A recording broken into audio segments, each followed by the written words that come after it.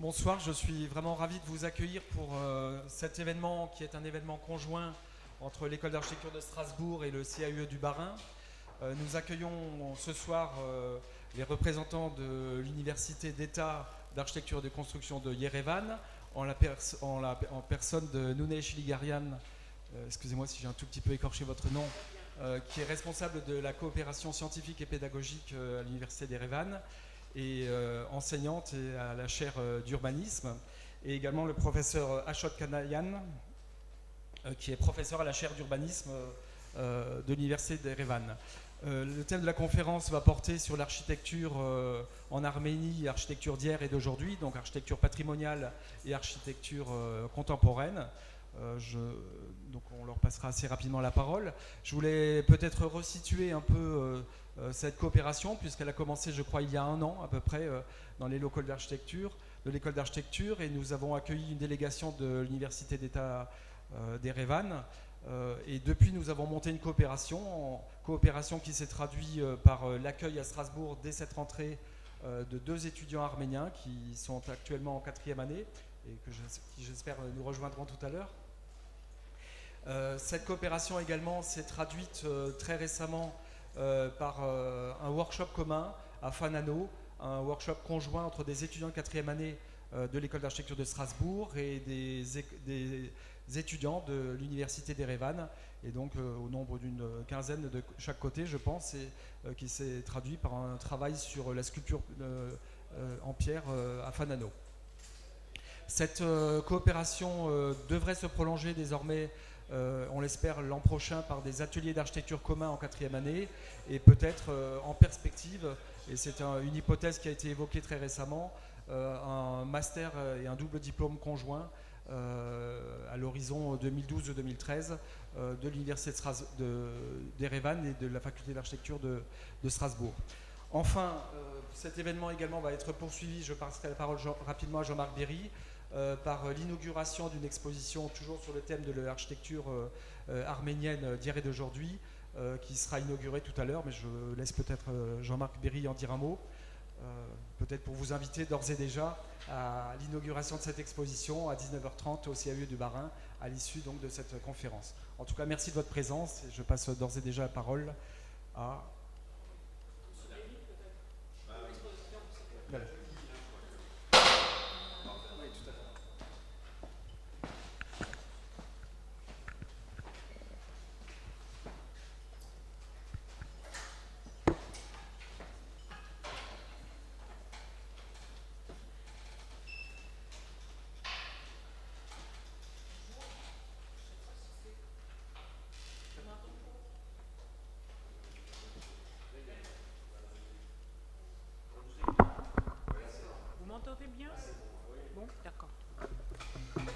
Je comprends qu'aujourd'hui nous avons une tâche très difficile à accomplir. C'est très très difficile de raconter toute l'histoire de l'architecture arménienne en très peu de temps. Mais avec M. Kanayan, nous allons essayer de vous donner quelques images importantes pour que vous ayez au moins une idée.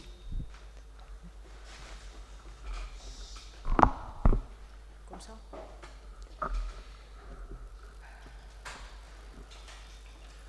Alors le thème de notre conférence, de ma conférence aujourd'hui, qui est l'architecture en Arménie. Bien évidemment, je vais essayer de période vraiment assez éloignée, parce que les premières habitations sur le territoire du plateau arménien, dont l'Arménie actuelle occupe seulement une petite partie, sont apparues déjà au 3e, 2e millénaire avant notre ère, pendant la période de la société primitive. Parmi les plus anciennes colonies dans ce territoire de l'Arménie, on peut citer quelques sites, Shresbelur, Metsamor, Zorakar, Shengavit, qui se trouvent aujourd'hui sur le territoire de Yerevan. Et il s'agit surtout des complexes qui s'appellent Bertchen. Ce sont des sites composés des forteresses situées sur les collines et des habitations étendues au pied des collines. Les murs ont été construits d'énormes blocs de pierre brutes par la méthode de la maçonnerie qu'on appelle la maçonnerie cyclopienne. Il est assez difficile de reconnaître les traits de l'architecture et de la culture constructive dans ces constructions assez primitives, de la culture constructive qui s'est développée au cours de la période du royaume d'Urartu au 8e siècle avant notre ère et à l'époque de l'Arménie antique. Cette période a duré du 4e siècle avant Jésus-Christ au 3e siècle. Vous voyez, donc c'est la carte de l'Arménie actuelle, de la République d'Arménie, et qui compte actuellement 24 000 monuments architecturaux, sans compter les monuments architecturaux arméniens dans des pays voisins et dans d'autres pays.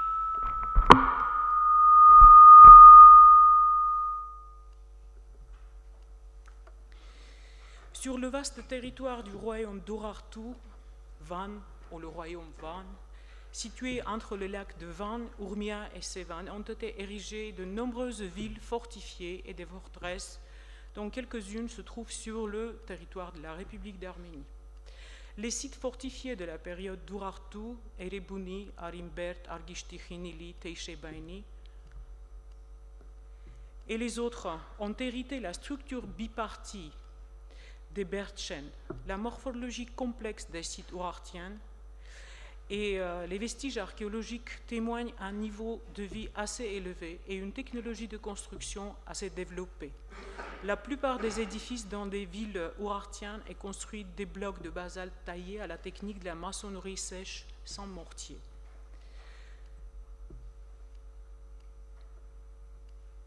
Au IVe siècle avant notre ère, s'est enfin formé l'État arménien et l'Arménie devient un des centres de la culture hellénistique en Asie mineure. Du IVe siècle avant notre ère jusqu'au IIIe siècle sur le territoire de la Grande Arménie, qui s'étendait de la Méditerranée à la mer Caspienne, plusieurs capitales sont fondées. Armavir, construite à la place de la ville urartienne Argishtikhinili, Yervandashat, Artashat, Tigranakert, Varashapat, qui est Etchmeadzin actuel. Un monument unique de l'architecture hellénistique conservé sur le territoire de la République d'Arménie est la forteresse de Garni, fondée au IIe siècle avant notre ère, qui devient la résidence du roi Terdad Ier de la dynastie archakide. La forteresse est située sur un haut plateau protégé par des gorges profondes de la rivière Azat. Outre les ruines du temple périptéral que vous voyez sur l'image, c'est le temple de Garni. Lors des fouilles archéologiques ont été retrouvés des vestiges du palais royal et des bains. Temple Garni, détruit par un tremblement de terre de 1679, a été entièrement reconstruit en 1976. L'architecture du temple est une fusion originale des principes gréco-romains et des motifs décoratifs locaux. Brièvement résumant cette caractéristique de l'architecture arménienne de la période pré-chrétienne, nous pouvons noter qu'elle a été élaborée en corrélation avec deux mouvements culturels très puissants. Celui de l'Est, la culture d'Urartu et de Mésopotamie, hellénistique. L'adoption du christianisme en tant que religion d'État en Arménie a marqué la venue d'une nouvelle époque du développement de l'architecture et de l'art arménien. Si l'on reprend les mots de Victor Hugo, une nouvelle page de la grande écriture du genre humain fut commencée. Tout d'abord, l'architecture médiévale arménienne, la période du 4e au 7e siècle, c'est le temps de la confrontation de deux conceptions du monde, le temps de la négation et de la fusion, de la lutte acharnée mais non destructive, pendant laquelle a été formulé le vocabulaire d'un style unique qu'aujourd'hui on ne peut confondre avec aucun d'autre, le style arménien. Tout au long de son histoire oragieuse, l'Arménie perdait et retrouvait son indépendance plusieurs fois. Dans cette alternance je ne vous dis pas des dates pour ne pas abuser votre patience, mais dans cette alternance des périodes de chute et d'essor d'Arménie, l'Arménie n'a jamais perdu son identité grâce à sa religion, son écriture, sa langue et pour la grande part grâce à son architecture dont les traits les plus caractéristiques sont exprimés dans des édifices de culte. Les églises se construisaient en tuf et en basalte taillé de couleurs qui variaient de noir au rose clair. C'est à l'époque du premier Moyen-Âge que l'on invente une méthode de maçonnerie appelée Midis, grâce à la extraordinaire résidence de laquelle nous pouvons admirer aujourd'hui les temples du 5e et 6e siècle.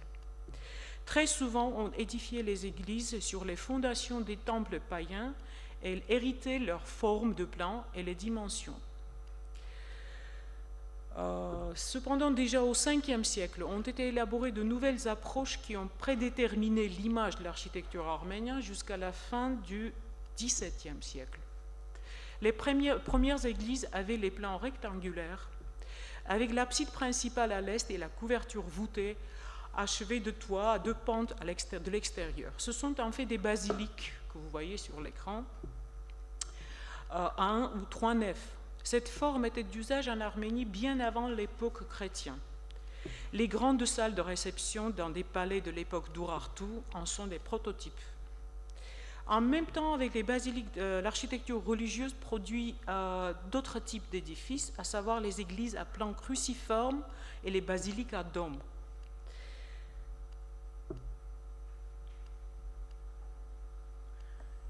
Vous voyez, donc, basilique Tiranavora Ashtarak, basilique Yereruik en Ipemza, et quelques détails architecturaux.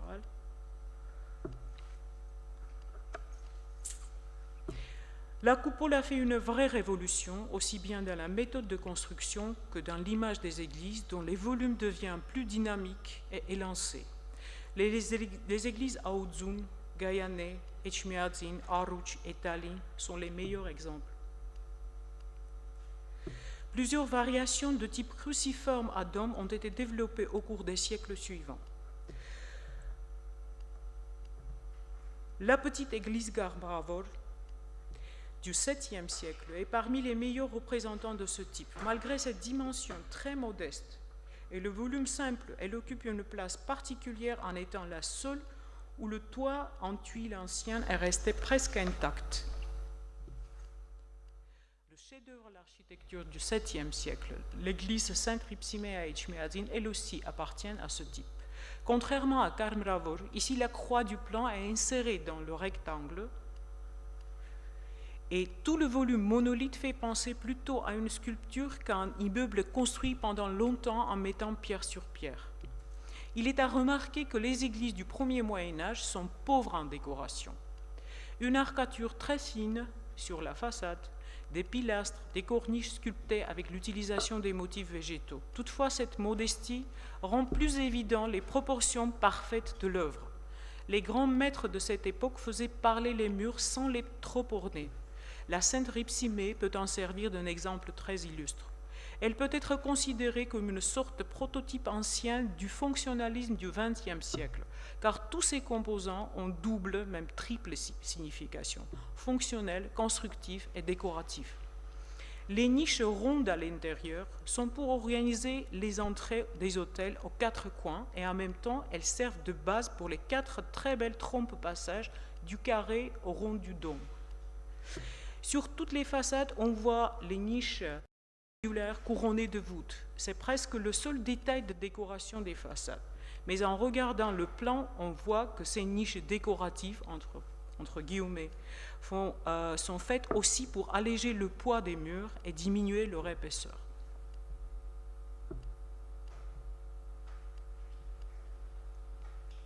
Le temple Zvartnots, construit en 643, fait partie de la liste du patrimoine mondial. Il a été érigé en tant que cathédrale du siège du Catholicos Nersès III. Cette église a 3 niveaux où les absides sont insérées dans la galerie ronde achève le vocabulaire architectural créé au premier Moyen-Âge en Arménie. Malheureusement, déjà au Xe siècle, elle a été détruite à cause du tremblement de terre. Et l'image de Zvartnots, on peut voir sur les reliefs de l'église Sainte-Chapelle à Paris, ce qui témoigne sa valeur et son influence dépassant au-delà des frontières de la région du Caucase. En caractérisant cette époque très fructueuse du IVe au VIIe siècle, on peut constater que c'était une époque où la culture cumulée, enrichie au cours des siècles, a finalement retrouvé sa forme matérielle. De même, avec la création en 450 de l'alphabet arménien, la musique de la langue a retrouvé sa forme écrite.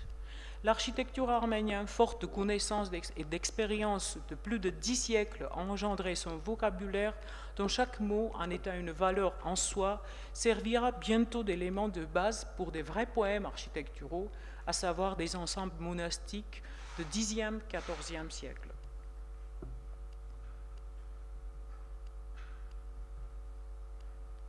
Quelques miniatures.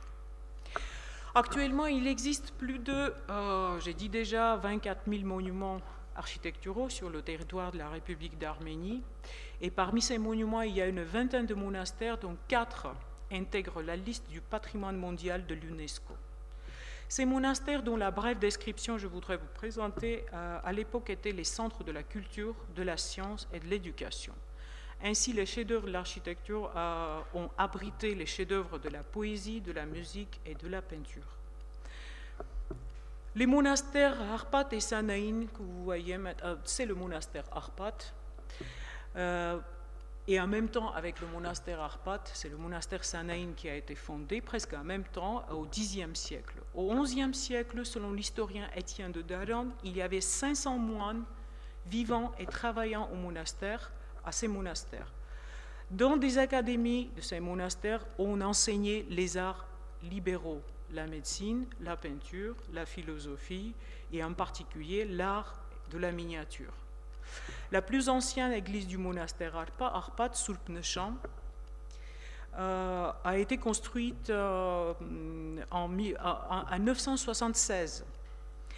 Et plus tard, à cette église a été donc ajouté le gavit, qui est narthex.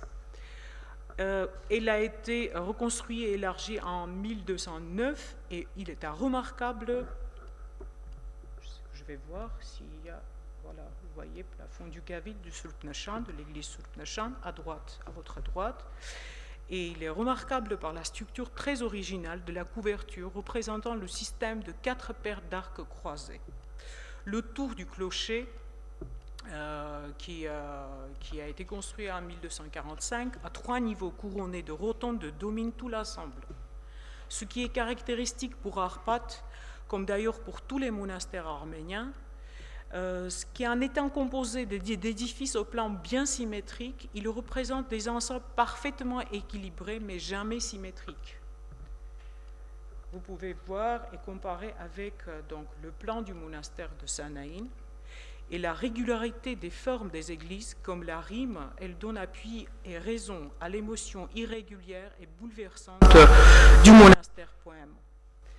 En 979, avec l'élévation de Sanaïn au rang d'évêché, le monastère connaît un développement considérable. Les moines de Sanaïn étaient fréquemment envoyés à l'étranger comme conseillers d'ambassade. Et on va continuer par le monastère, une brève présentation du monastère de Geralt, qui est parmi les expressions les plus importantes de la culture architecturale arménienne, par la richesse des ornements et des solutions aux problèmes inhérents à la construction. Le monastère a été connu sous le nom de monastère de cette église, ou d'Airivank, qui se traduit comme monastère de la grotte.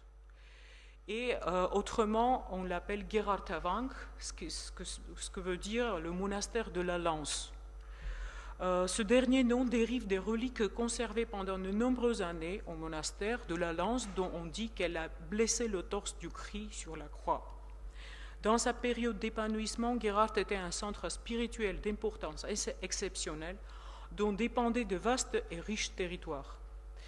La date exacte de son établissement n'est pas connue, mais selon les trouvés dans le voisinage, donc la fondation date de 7e et 8e siècle. Sa fondation remonte peut-être au temps où le christianisme a été déclaré religion officielle d'État. C'est 301. C'est un C'est un ensemble qui est à moitié creusé dans la roche et à la moitié érigé, et particulièrement important pour sa complexité. Il représente un épisode fondamental dans l'histoire du développement des méthodes de construction.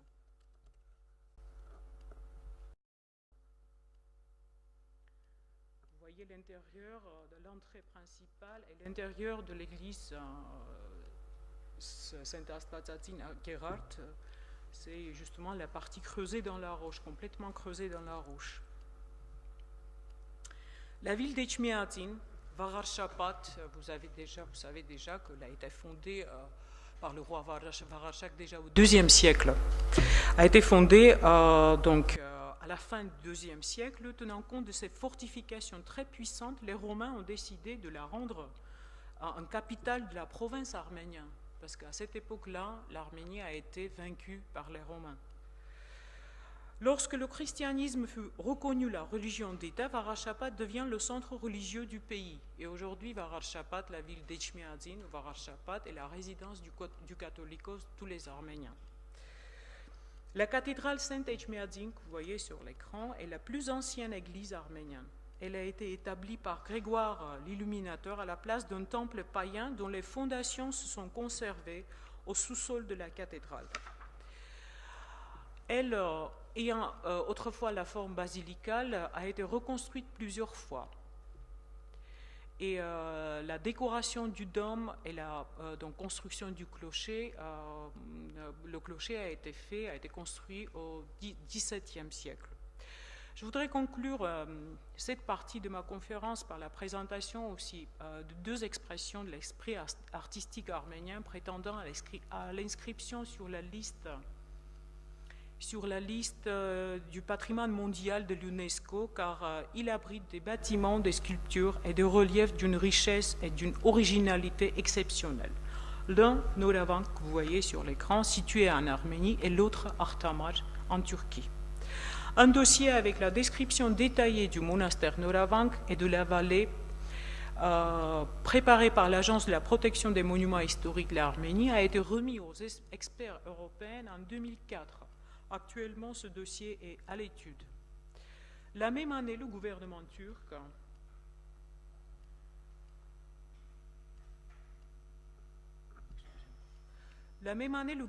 turc a envisagé la restauration de l'église Surpraç, qui a été inaugurée en 921. L'église a été construite par le roi d'Arménie, Gagik Ier.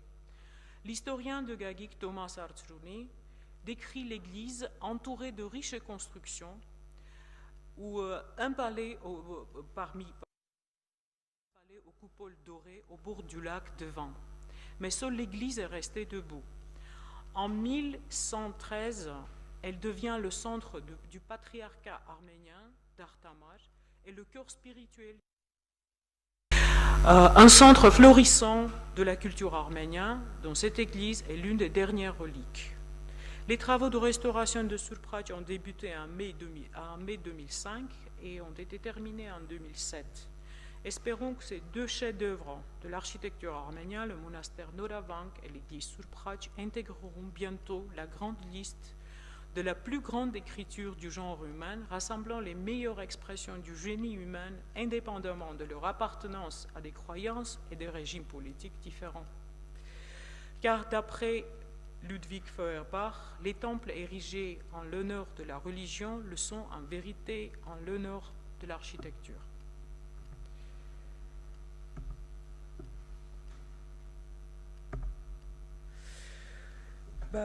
C'était évident qu'il ne serait pas possible de, pendant cette conférence,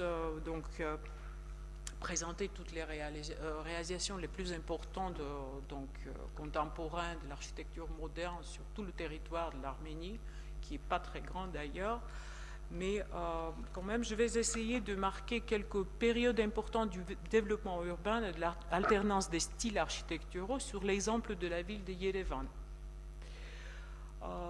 Vous voyez donc sur l'écran des relevés de la ville de Yerevan au début du 19e siècle et donc début 19e siècle et au début du 20e siècle. Yerevan médiéval n'avait pas une structure compacte. Elle était représentée par les sites séparés de jardins et vignobles. Ce sont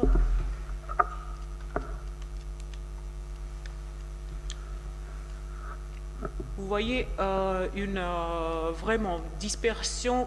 Tous les sites, les habitations les plus anciennes de la ville de Yerevan sont donc fondées et étendues au bord des deux rivières, Razdan et Getar.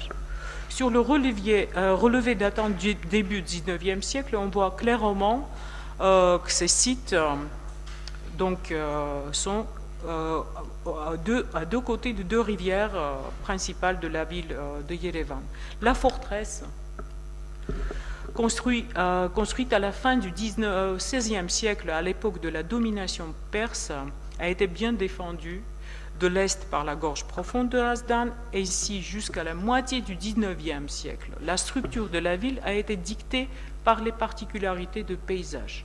Les quartiers irréguliers, dont la morphologie est complètement soumise aux courbures de relief, sont dominés par la forteresse. C'était la période, on peut dire, du développement spontané et la période du hasard urbain.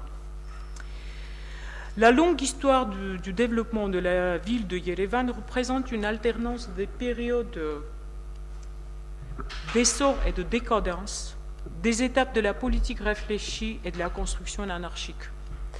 Parfois, durant les 120 dernières années, le territoire de la ville est passé de 150 à 12 000 hectares et la population a augmenté de 30 000 à 1 million d'habitants. Ceci nous permet de la classer parmi les villes se développant le plus vite au monde. Avec l'agrandissement de la ville, en même temps, avec les styles architecturaux, change aussi la partie la plus sensible du tissu urbain, le milieu d'habitation. De ce point de vue, on peut distinguer trois périodes du développement de la ville de Yerevan à partir de la fin du XIXe siècle. Donc la première période, c'est la fin du XIXe, début XXe siècle. En 1828, l'Arménie orientale est annexée à l'Empire russe et Yerevan, la ville de Yerevan, à l'époque Erivan, devient le centre administratif et culturel de cette région. La première approche à la vraie planification, au sens contemporain du terme, date de 1856, lorsque la grille des rues régulière tracée par l'ingénieur russe Stotsky a rassemblé les quartiers, donc c'est ce plan-là, a rassemblé les quartiers dans un organisme intègre, et c'est une étape extrêmement importante pour le devenir de la capitale. C'est à cette époque-là que la ville obtient ses axes majeurs autour desquels s'est développée la chaire du centre. L'habitat de cette période, malheureusement, il nous en reste très très peu.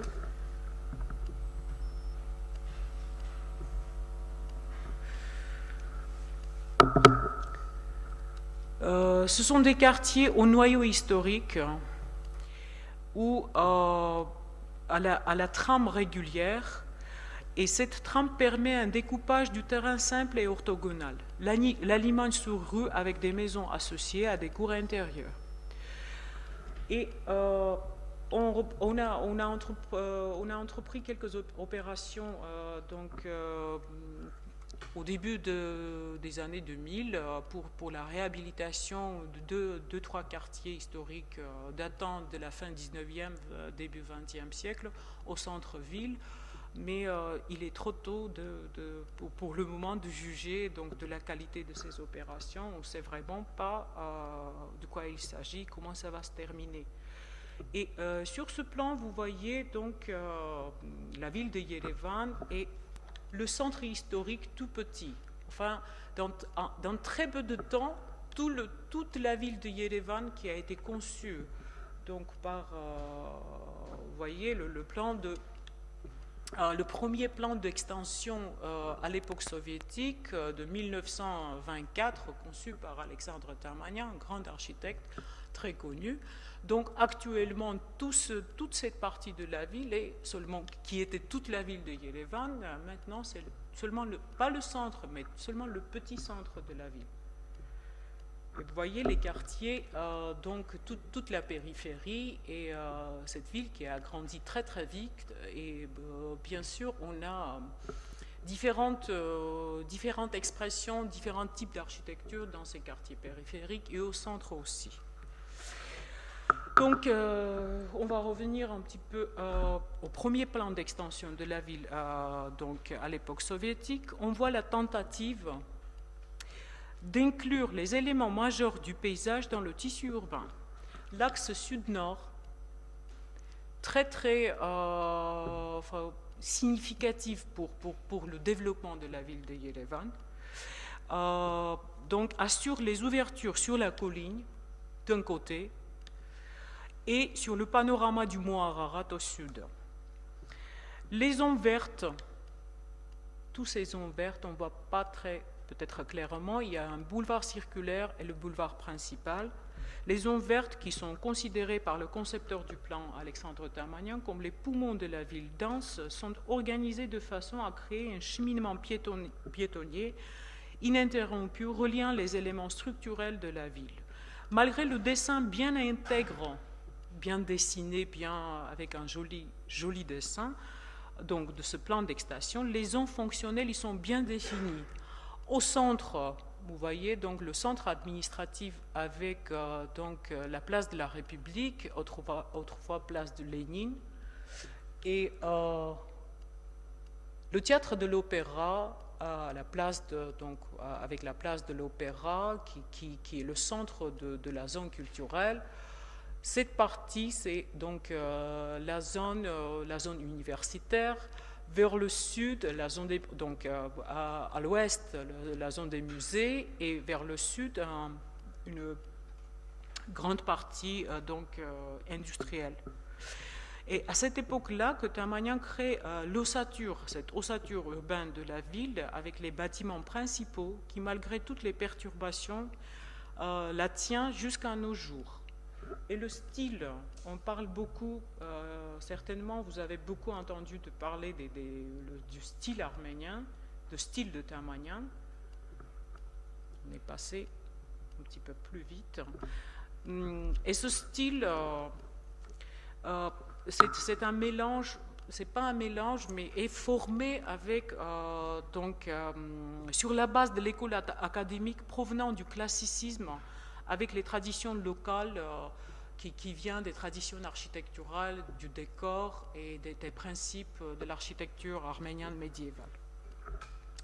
La deuxième période dont je voudrais vous présenter, c'est la période des années 1930-1965. Très souvent, on l'appelle la période post-Tamanian. Mais en fait, c'est cette période-là, on a beaucoup de changements, mais il n'y a pas de changements principaux et, disons, agressifs au principe du passé. Dans des quartiers résidentiels, que vous voyez quelques exemples, on agrandit les cours, tout en gardant l'alignement classique sur rue. On agrandit les dimensions en élevant les maisons jusqu'à 3-4 niveaux, mais on garde les proportions de l'espace, ce qui est le plus important. À cette époque, on a adopté un style où l'organisation classique en périmètre coexistait avec les façades représentant parfois les variations du style de Tamanian, parfois inspirées des idées fonctionnalistes.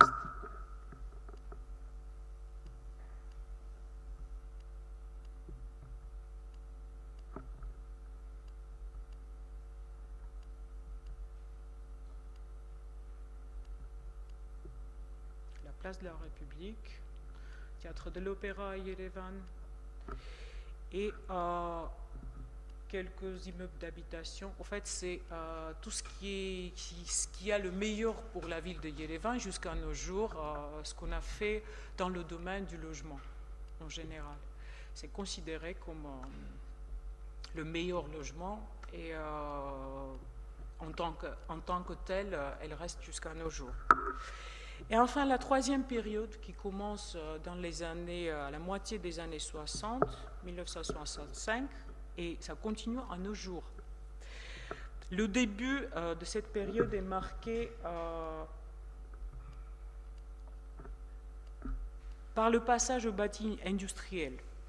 En 1954, Nikita Khrouchtchev dénonce des excès décoratifs lors du congrès des bâtisseurs en préconisant une standardisation de la construction, et l'URSS devient le pays privilégié pour le développement d'une préfabrication lourde.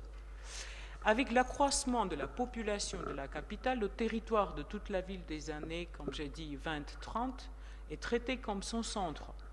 Et les grands ensembles yérévaniens des années 60 ont été conçus dans l'esprit très simpliste des cités d'urgence européennes après-guerre. Ce sont des bars préfabriqués à 5 niveaux, plus tard complétés par des tours destinés à animer la triste silhouette des blocs parallèles. Les équipements publics d'habitude de grande surface, les écoles et crèches plantées selon les prescriptions strictes des normes d'accessibilité. Parallèlement à la construction massive à la périphérie, se densifie le centre. Les cours se remplissent des immeubles d'habitation à 6, 7, 10, 12 et plus de niveaux. Et la nécessité de construire beaucoup de logements et d'équipements coïncide avec un renouveau idéologique chez les architectes. Inspirés par les Siam, ils veulent décisivement changer d'échelle afin de rendre la capitale plus moderne. En Arménie, on reste dans ce cercle vicieux des tours et des bars jusqu'à la fin des années 80, lorsque la production du logement, comme toute autre production, cesse d'être le monopole d'État. Si dans le domaine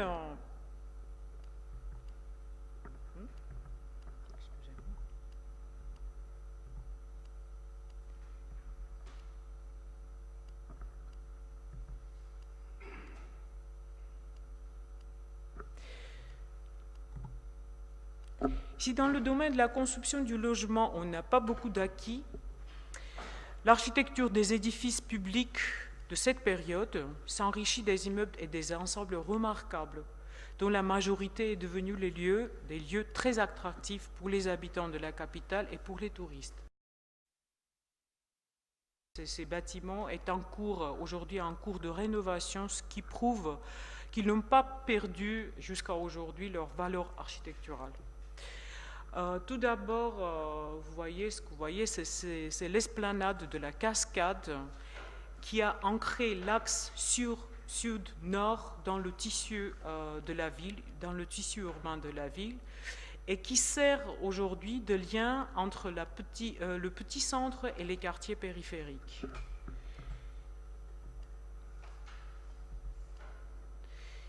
On a construit aussi, on a terminé à la fin dans les années 80, un hôtel et palais de la jeunesse à Yerevan qui n'existe plus aujourd'hui malheureusement, et complexe de concerts et de sport, toujours la même année, à la fin des années 70-80. Et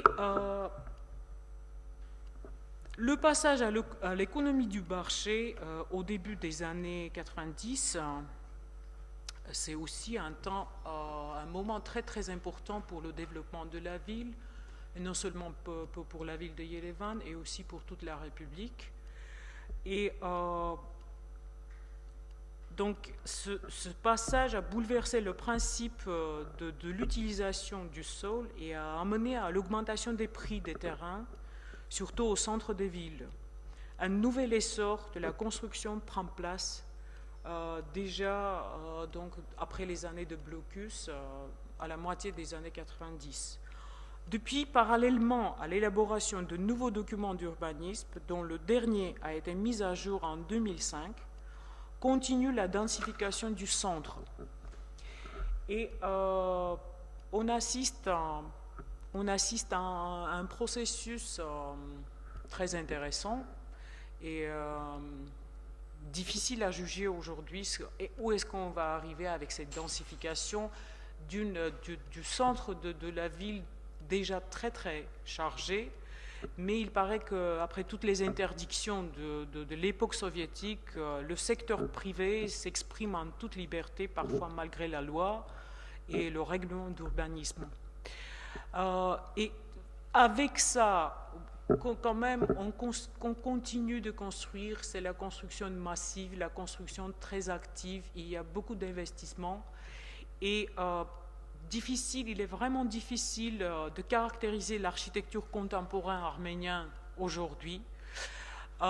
C'est le temps lorsque donc, les nouvelles technologies de construction sont de plus en plus accessibles, dans les conditions de l'augmentation du prix du mètre carré et dans les conditions de l'attaque de la globalisation d'un côté et de la forte présence d'une identité locale.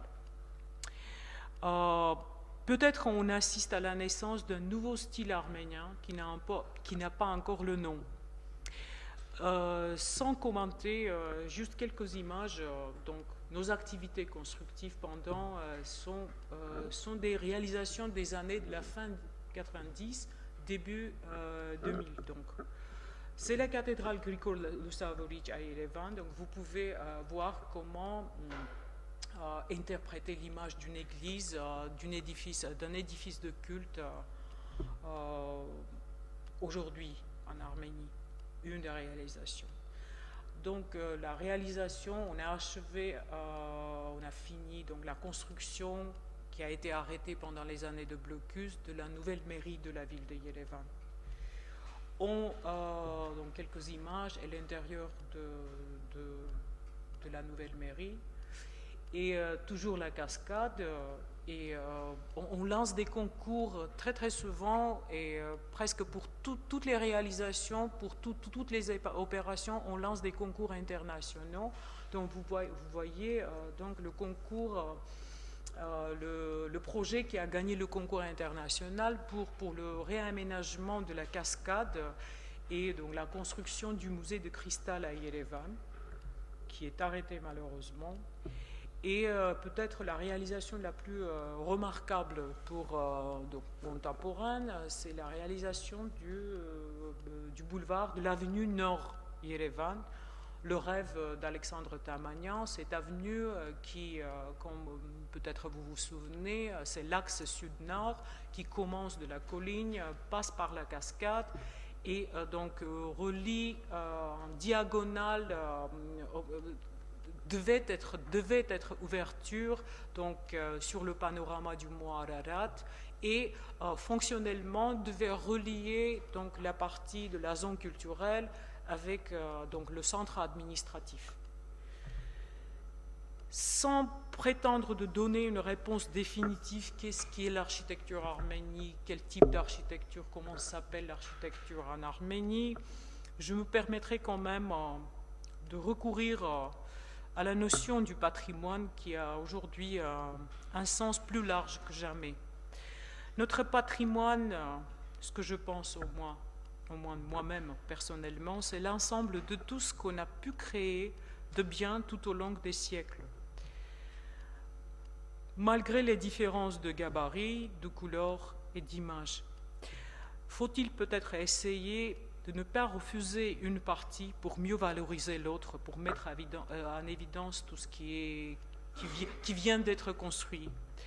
Mais peut-être on va essayer de faire toutes ces parties, de faire résonner à l'unisson dans la symphonie urbaine. C'est tout, merci.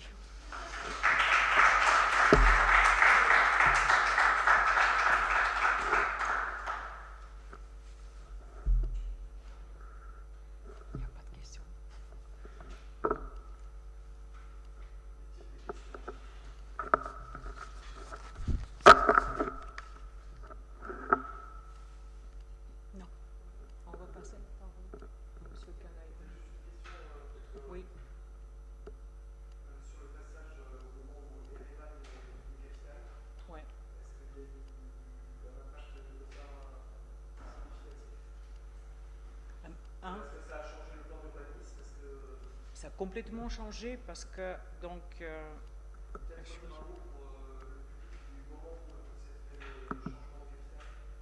changement de capitale. Au fait, si on parle de l'époque soviétique, c'était en 1920. Donc la ville de Yerevan a été déclarée la capitale de la République soviétique arménienne, et donc ça coïncide vraiment, c'était un événement pour toute la République, c'était un événement pour l'architecture et l'urbanisme aussi, parce que c'est exactement à ce moment-là qu'on approuve le plan d'extension, je vais passer vite, le plan d'extension de 1924. Ça a complètement changé l'image de la ville de Yerevan, toute l'intégrité de la ville de Yerevan, du tissu urbain. Tout commence, c'est tout début. Finalement,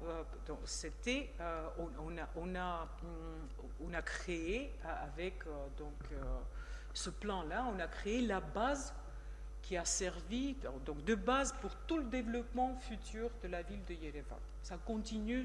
La ville de Yerevan est maintenant seulement le petit centre, mais en disant Yerevan, on a tout de suite l'image de cette structure, de ces rues, de ces immeubles qui ont été créés à l'époque de Tamerlan, pré-Tamerlan, un petit peu à la fin 19e, début 20e, et jusqu'à des années, peut-être 1965. Ouais, je vais continuer. Oui, je vais passer très vite. Moi, je pensais que c'était des projets. Non, ce n'était pas des projets, c'était les plans d'extension approuvés. Voilà. Voilà. C'est le plan, c'est le projet qui a été fait en 1856. À cette époque-là, on faisait partie de l'Empire russe. Donc, c'était le centre de la région, centre culturel, centre administratif. Donc, et ce plan-là qui a été dessiné, qui a été approuvé en 1924, oui, il est bien joli et donc et joliment incarné, réalisé. Et tout ça, la plus grande part, ça n'existe plus, seulement une petite partie, mais c'est encore existant dans le plan, et les années 30, 40 qui suivent, après la guerre, c'est des années 30 qui suivent. Donc c'est, au fait, depuis 1920, même à partir de la fin 19e jusqu'à la moitié des années 60, 1960, on est en toute cohérence. On a eu un plan d'extension en 1924, après 36, 39. C'était les plans d'urbanisme, des documents d'urbanisme assez développés et donc cohérents aux exigences contemporaines. Mais l'idée du plan de Tamerlan n'a pas été changée. On est resté bien cohérent et intègre.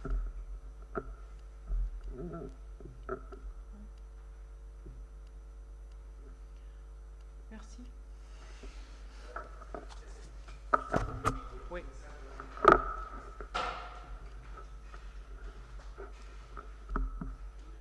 Decimo Angiotto. Yes.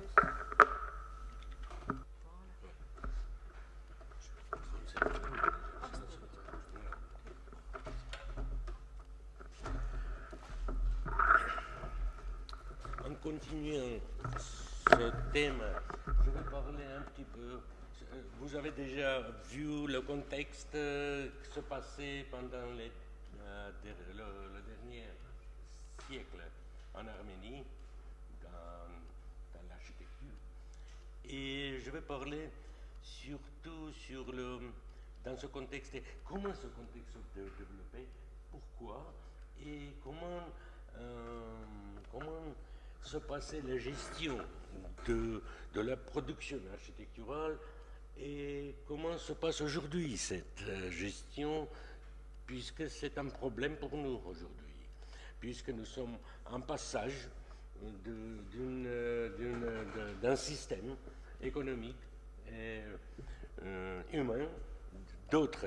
Ce passage continue pendant 2 décennies aujourd'hui, mais quand même, nous adaptons à ce sujet, et surtout le contexte juridique, le contexte organisationnel, ce n'est pas encore bien bien développé et bien installé pour qu'un architecte se sente assez confortable dans les relations, surtout publiques.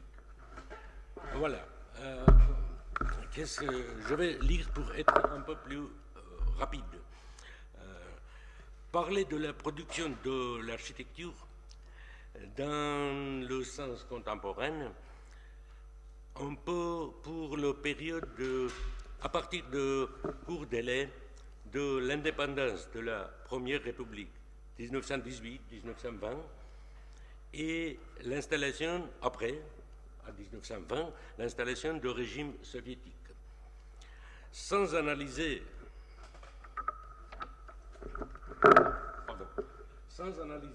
de près les résultats des différentes étapes de ce siècle d'activité architecturale, nous pouvons établir les étapes qui se caractérisent par un style, une morphologie et aussi par une organisation qui régisse la production du projet.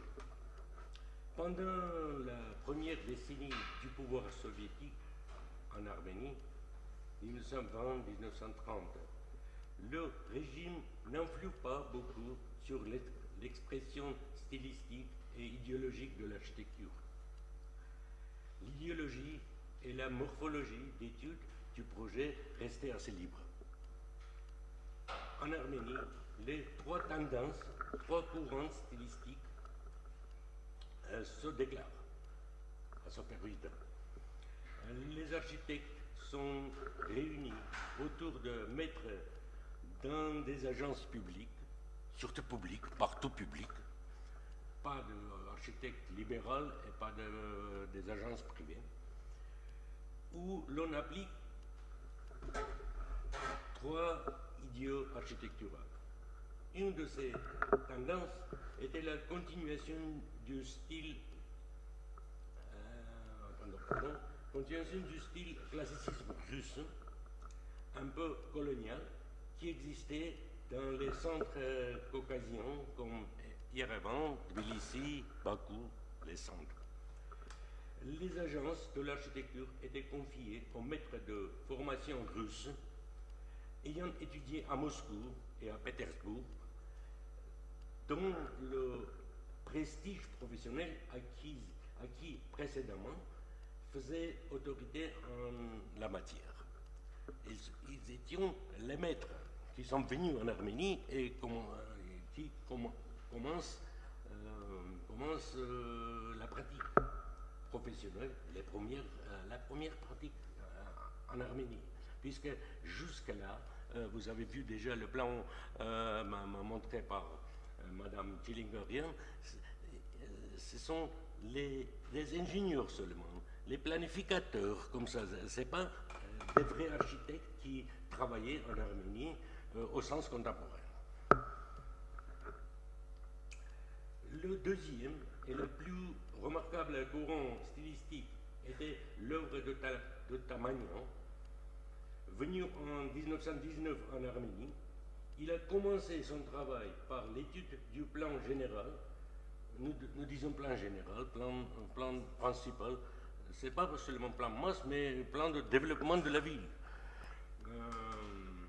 Plan général, peut-être ça peut aller. Yerevan, qu'il achèvera en 1924. Vous avez vu déjà ce plan.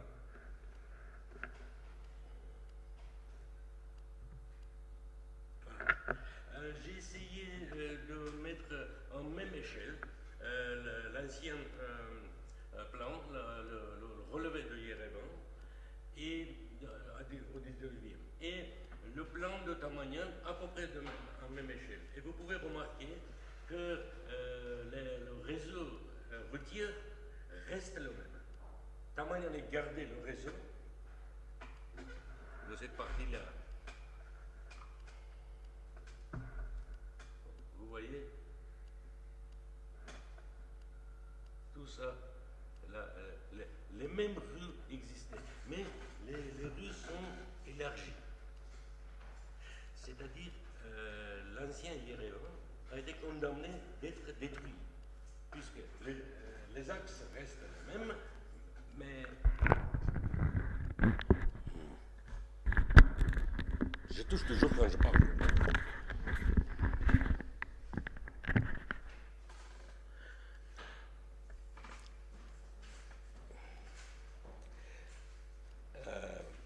Je continue.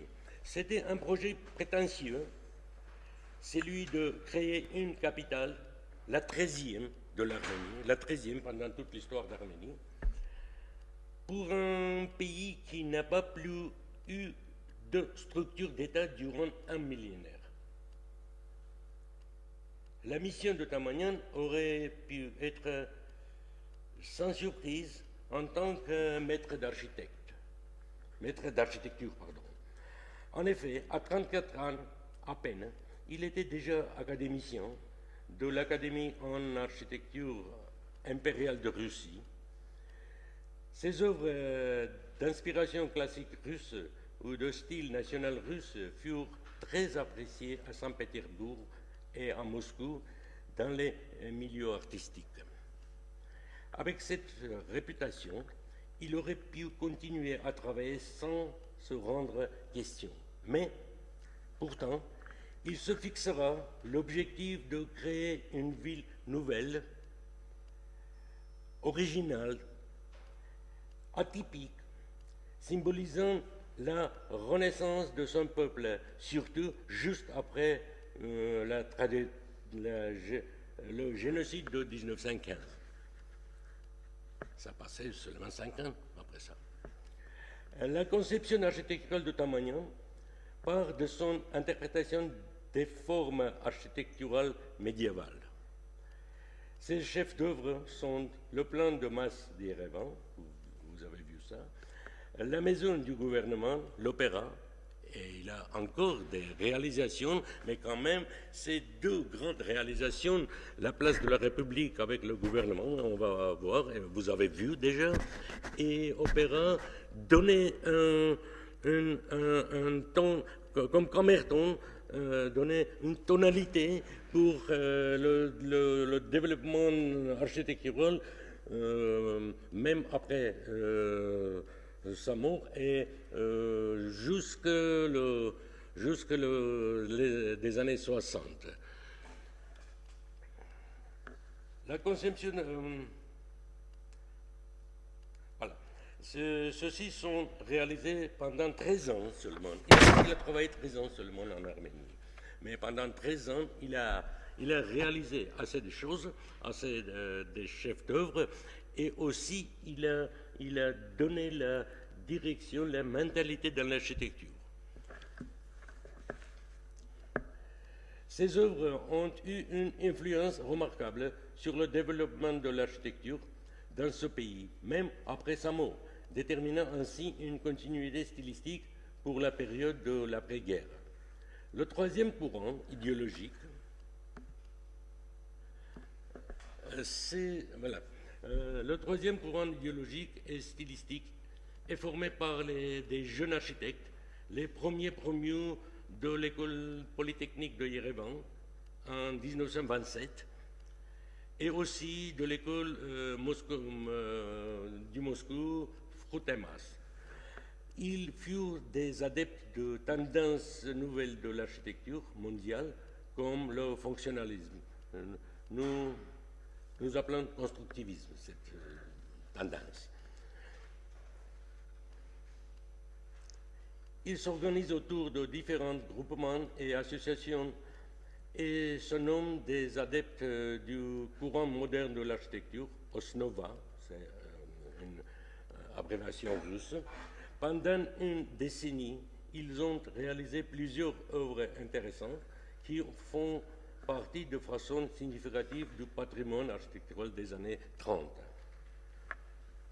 Vous avez vu des images d'Yerevan avant la reconstruction.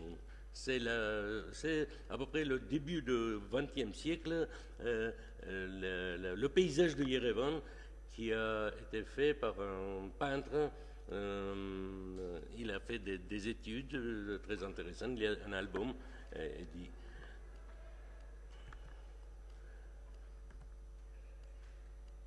Voilà. Au début du 19e, Yerevan. Et il ne reste aujourd'hui que quelques exemples de ce bâtiment. Surtout au centre-ville, il ne reste presque très petit. Voilà ça. Voilà. La place de la République, maison du gouvernement. Maison du gouvernement, vous voyez ça, la maison du gouvernement, et ça donne, c'est cette architecture qui a donné certains impulses pour les jeunes architectes qui sont venus de l'école d'architecture d'Yerevan à partir des années, à la fin des années 20 et jusqu'à 1960 à peu près, jusqu'à des années 60 où on a commencé de changer tout dans je vais vous dire. Je voudrais vous montrer ici maintenant les réalisations, voilà, les réalisations de fonctionnalistes à Yerevan. Malheureusement, je ne peux pas vous montrer voilà, une réalisation très importante, très intéressante. C'est un quartier d'habitation des années 30, réalisé par un groupe de jeunes architectes dans l'esprit de constructivisme.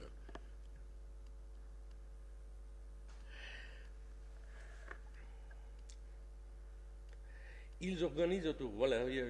Cependant, cette liberté idéologique, stylistique, même dans un domaine connu comme l'architecture, ne pouvait pas durer longtemps dans un système politique totalitaire. Et très vite, à partir de 1936, tous ces groupements, unions, associations des adeptes d'architecture moderne seront supprimés et seront réunis dans une seule, celle de l'Union des architectes de l'URSS, sous patronage et surveillance vigilante du Parti communiste. Plusieurs architectes seront exilés.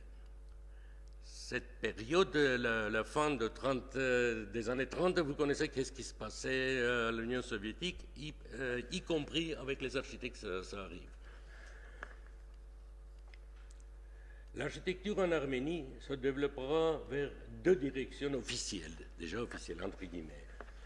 La première, post-tamanianienne, basée sur l'interprétation de motifs nationaux.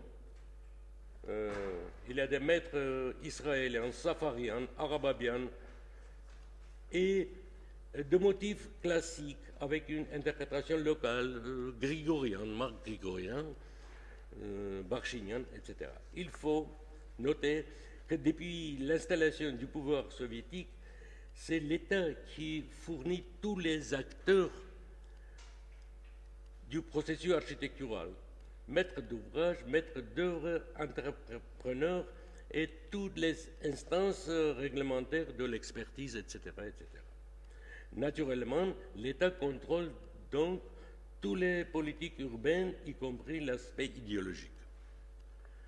Depuis le milieu des années 50, avec le dégel khrouchtchevien, dans la vie intérieure de l'Union soviétique, la politique urbaine fera un brusque tournant dans ses priorités. Au lieu de construire des monuments staliniens, monuments entre guillemets encore, on commencera à s'occuper des besoins sociaux de la population. On construira surtout des habitations de masse, des grands ensembles, etc., etc. Vous avez vu ça. J'ai quelques exemples de ça. Voilà les quartiers nouveaux, les grands ensembles qui entourent le centre-ville. Le centre-ville, vous voyez, le centre-ville tamanianien se trouve ici quelque part au centre. C'est un peu plus Les autres, les blancs, sont les nouveaux quartiers qui sont construits pendant à peu près 20 ans, en commençant des années 60 et terminant jusqu'à la fin des années 80 à peu près. Tout ça était construit et Yerevan est devenu une ville à partir de 300 000 habitants jusqu'à 1 million d'habitants, avec cette extension autour du centre.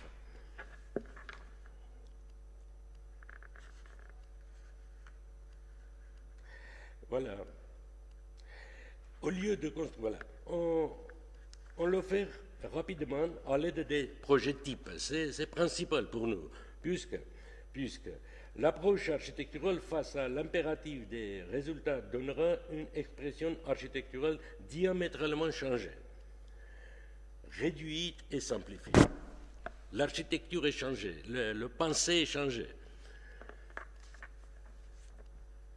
Près de 90% de l'implantation des grands ensembles seront réalisés à partir de projets types, élaborés dans des bureaux d'études spécialisés.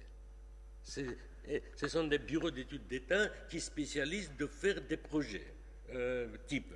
Après, les autres bureaux d'études font la localisation de ce projet, sans tenir compte les spécificités, le paysage, le climat, etc. Un type ou deux types existent et on était obligé de construire tout ça par toute la République. Et nous avons notre Arménie contemporaine, c'est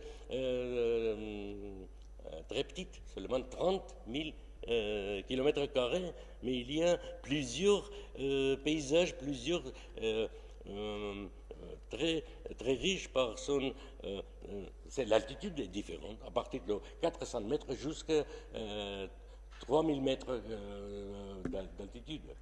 C'est-à-dire il y a la différence dans le climat, dans l'oblique, dans le paysage, et tout ça n'était pas tenu compte.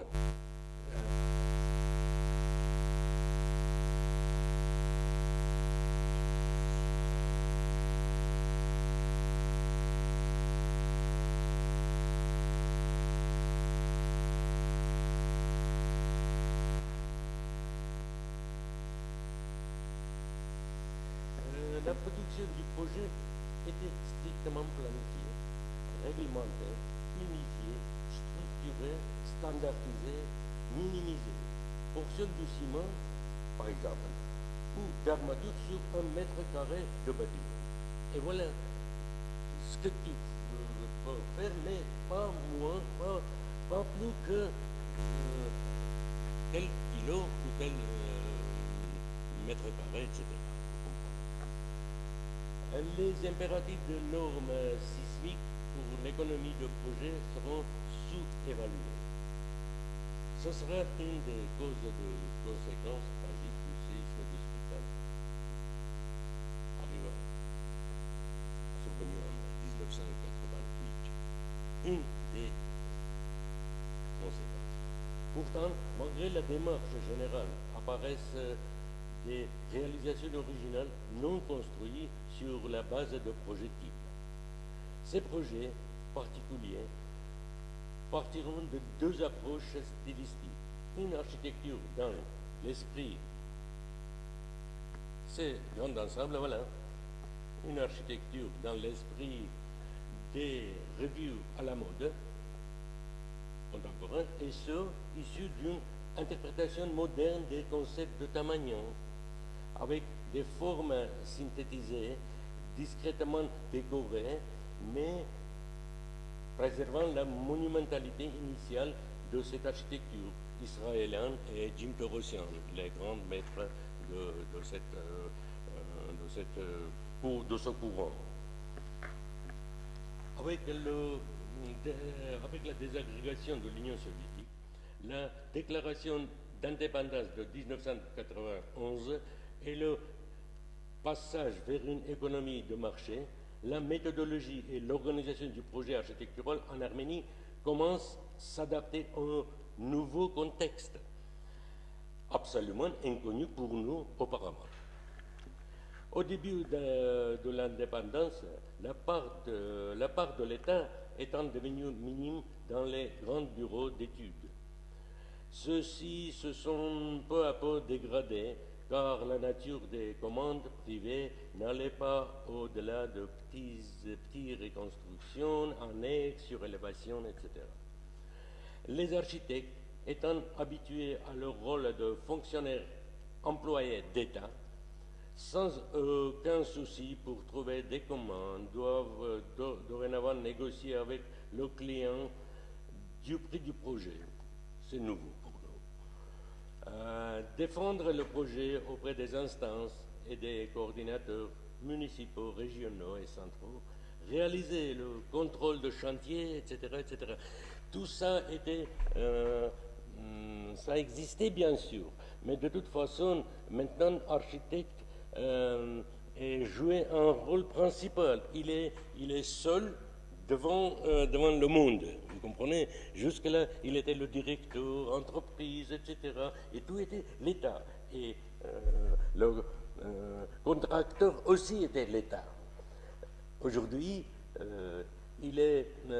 l'architecte commence de se présenter comme quelqu'un qui joue un rôle indépendant, un rôle de soliste, comme on dit.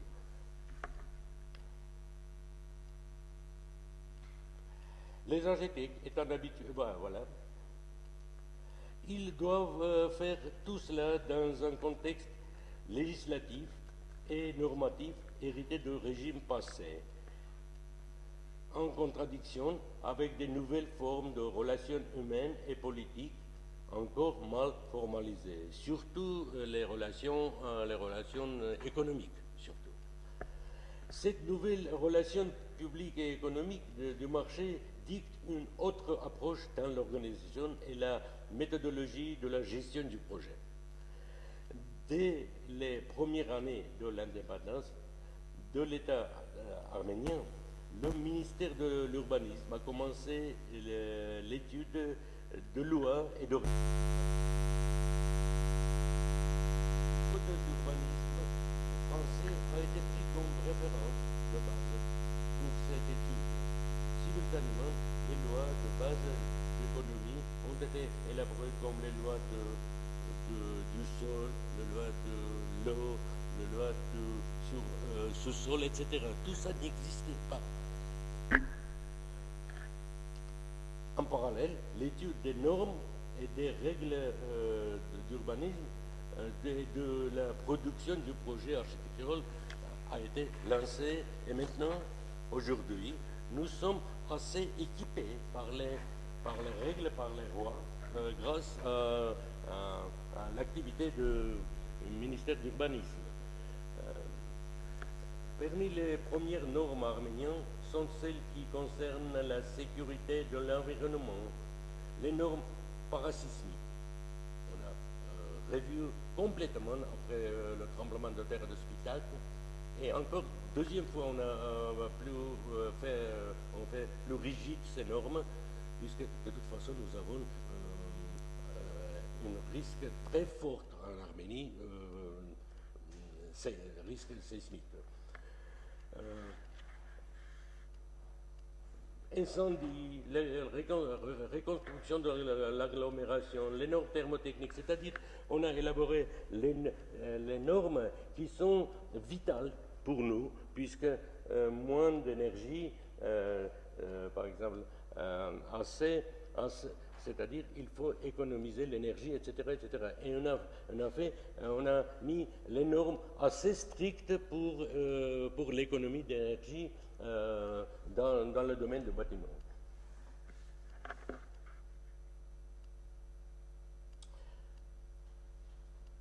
L'idéologie des normes sont changées complètement. Les normes précédentes, c'est-à-dire de période soviétique, déterminaient les seuils supérieurs des surfaces, des volumes, pas plus qu'en raison de l'économie de ressources d'État. Avec le seuil inférieur minimal du confort et de leur sécurité. Les normes actuelles ne s'occupent que des seuils inférieurs au niveau international. C'est-à-dire on exige d'avoir le milieu, l'environnement qui est au même niveau de confort et de sécurité que de l'autre pays contemporain. Nous avons aujourd'hui un système suffisamment développé du point de vue de la réglementation de la gestion du projet. Maintenant, je vais vous présenter le déroulement des actions d'un architecte, chef d'agence ou architecte en chef dans la grande agence au bureau d'études. Il en existe quelqu'un à Yerevan, hérité de la période soviétique. Il y a une différence essentielle entre le système français et arménien. C'est la délivrance de l'habilitation d'un architecte. Un architecte en Arménie, pour produire un projet, pour faire son activité comme architecte, il doit fonder une entreprise obligatoirement, une SARL en français, ou d'une autre forme avec tous les attributs d'une grande entreprise, comptabilité, toutes sortes de rapports mensuels, trimestriels et annuels.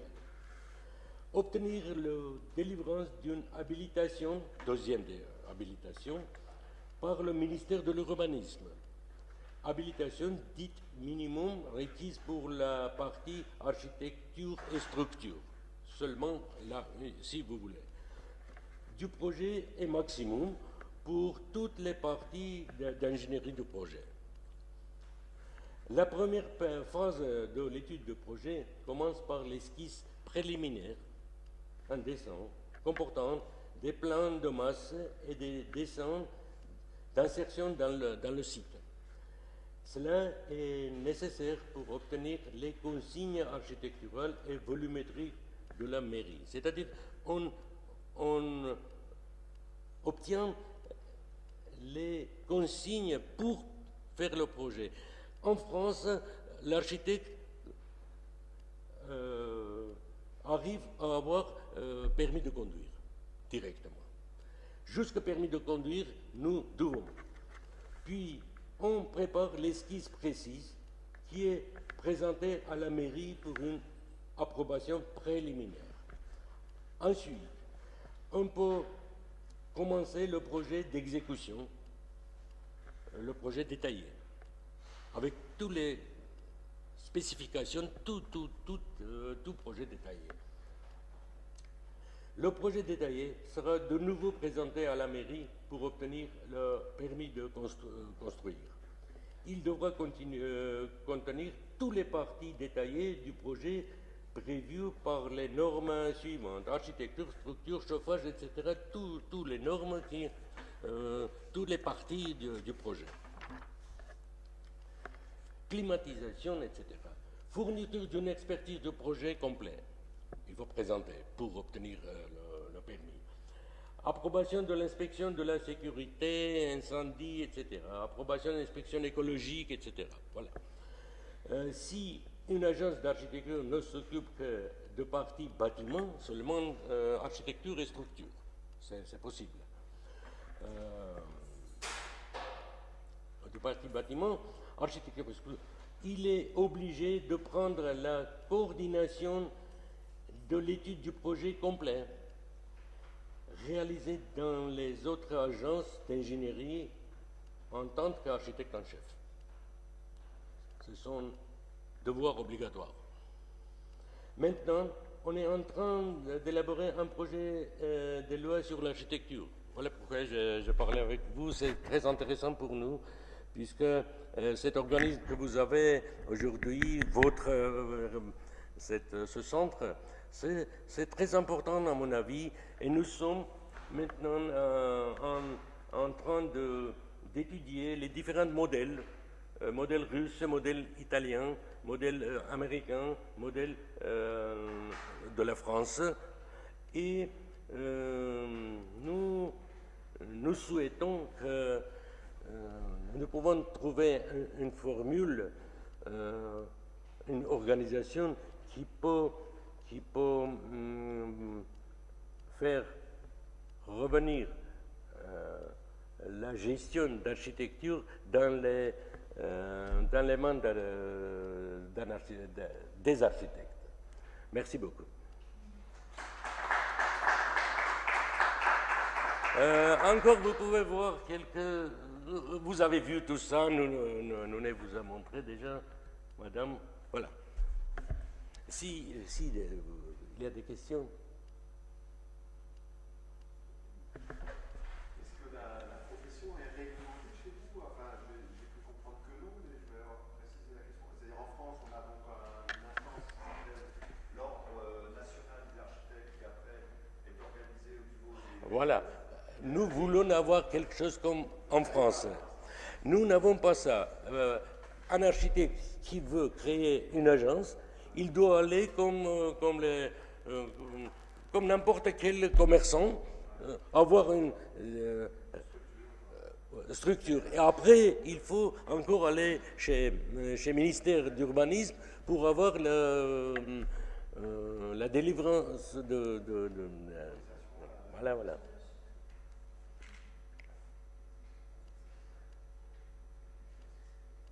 Dans quel état le fait d'avoir construit dans les années 70 un nombre très important d'immeubles selon des plans types, avec sans doute une préfabrication en matière de construction, dans quel état sont-ils aujourd'hui? Parce que chez nous, on a déjà fait 3 ou 4 cycles de réhabilitation. Est-ce que chez vous avez déjà commencé, il y a à peu près 20 ans, je pense.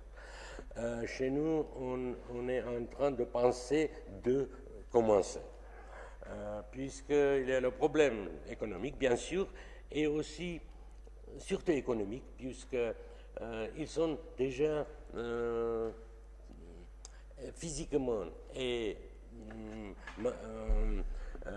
psychologiquement,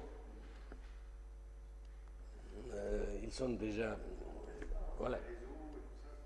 Le réseau aussi et l'ambiance aussi. C'est-à-dire, c'est un grand problème. C'est un grand problème. Il y a quelques projets. On a fait déjà quelques projets, surtout pour les quartiers où il y a des bâtiments en mauvais état, techniquement mauvais état. Et on a commencé quelques bâtiments par an. C'est une tendance globale chez nous. Mais quand même, ce n'est pas encore, pas de conception aussi. Comment se faire, etc., etc.